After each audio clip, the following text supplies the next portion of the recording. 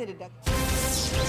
Okay, sorry to interrupt you there, Pallavi. We need to quickly shift our attention to more breaking news coming in, and this is big. Remember, after the national picture, the focus is on Andhra Pradesh and also Odisha. The kind of mandate that's gone the NDA's way, and we're learning now that Pawan Kalyan will be handed over the Deputy Chief Minister's post. So he is going to be the next Deputy CM of Andhra Pradesh, is what we're learning with the Chief Minister Chandrababu Naidu. So Chandrababu Naidu once again enjoys the mandate. He's been chosen as the CM once again unanimously, and Pawan Kalyan will be his Deputy Chief Minister. Now, this unexpected lines, this is exactly what was in fact being speculated all this while as well, and a lot of meetings in fact taking place in the NDA camp in Andhra Pradesh itself. And if we just talk about Chandrababu Naidu and his leaders, they've been very confident of how comfortably placed their entire alliance is. Swastika joins us with more details. So now we have confirmation, Swastika, that it's going to be Chandrababu Naidu along with his deputy Pawan Kalyan. What about the BJP? What kind of a role is it going to enjoy in this government? Well, this was on expected lines, in fact, and widely reported that Pawan Kalyan will take oath as the Deputy Chief Minister of Andhra Pradesh alongside Chandrababu Naidu tomorrow, 12th of June.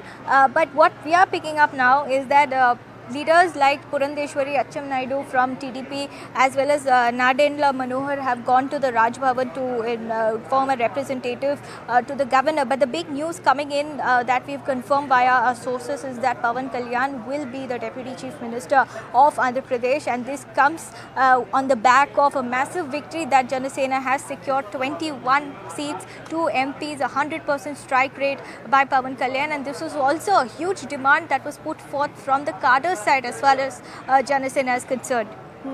Okay, as for the other posts, the cabinet posts, we're also learning that the Jana Sena may once again enjoy a big share. They may be handed over 5 portfolios. Is that right? And 2 for the BJP, Swastika?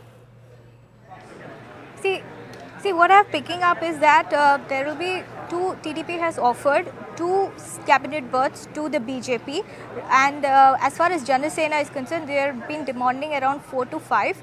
They are expected to get what they've asked, but still final talks are continuing. We don't have a clarity as yet as to what cabinet positions have gone to these specific allies, but it's TDP which is expected to take 19. So 26 is the upper limit. That's the number of cabinet ministers that Mr. Naidu can have, of which BJP has been offered 2. They had initially asked for 3. They've been offered 2. And as far as Jana Sena is concerned, 4 to 5. So remaining will go to Jana Sena, and at least 19 will be with the TDP. Okay, so 19 to 20 with the TDP, 2 may go to the BJP, and the remaining 3 to 4 may go to the Jana Sena. Really depends on the math on and where really does the 1 plus and 1 minus hold ground. But let me go across to Payal as well, joining us with more. Payal, before we go across to Swastika once again, you know, tomorrow is the big oath-taking ceremony. Like I said, from the national capital, the action is going to now shift to states like Andhra Pradesh and Odisha, and a lot of meetings taking place on that front. But as for the BJP is concerned, how convinced is the BJP of this kind of a formula? Like me and Swastika, self and I heard were discussing, you know, it may be 19 to 20 berths for the TDP. That's a lion's share, 2 for the Bharatiya Janata Party, and the remaining 3 or 4 to Jana Sena. Well, of course, one has to look at the performance, and TDP has an outstanding performance of having 163 out of 175 MLAs, and, you know, Jagan Mohan Reddy's party reduced from 151 to probably 11 as well. So that's something which one has seen tables really turn over the last 5 years. And of course, Pawan Kalyan has been a huge contributor. Remember, he came out in the open first and said that he was going to ally with anybody who was able to defeat what he called as a corrupt Jagan Mohan Reddy, who destroyed the state as well. So that's the reason, since he's not participating in the cabinet in the centre, he's quite hopeful of getting the Deputy Chief Ministerial post. That has been something we've been doing around. And Chandrababu Naidu had no qualms about doing that as well. But as far as the BJP is concerned, the BJP has been able to win close to 8 out of the 10 seats. Now the contest is, obviously they will also want a pound of flesh, given the fact that they've given TDP cabinet and MOS in the centre as well. So amongst the prominent candidates within the BJP ranks whose names are doing around are Y. Satyakumar, who is currently the BJP's National Secretary, and of course Y. Chaudhary, who's been a former TDP turned BJP leader. He's contested from Amravati West as well. He's supposed to be somebody who also has a lot of experience in terms of administration. He's been a union minister in Modi 1.0 as well. So BJP obviously would also like to see their own leadership get some role in Andhra Pradesh, where the actually score was barren right before this. This is the first time the BJP has been able to score points in Andhra Pradesh. That's also because of the alliance which they really have. And of course, the Prime Minister Narendra Modi will be gracing the oath-taking ceremony of Chandrababu Naidu. Other several state chief ministers are also expected to go. For example, Akari just flashed that Maharashtra Chief Minister Mr. Eknath Shinde will be participating in the oath-taking ceremony tomorrow. It's a big day tomorrow. Not only does Andhra Pradesh government get formed and gets their chief ministers and other births, but also tomorrow is going to be a big day for the BJP, which is actually now coming to power in Odisha as well. So you can expect the Prime Minister to, in fact, at least attend both these oath-takings before he actually heads out overseas for the G7 meeting.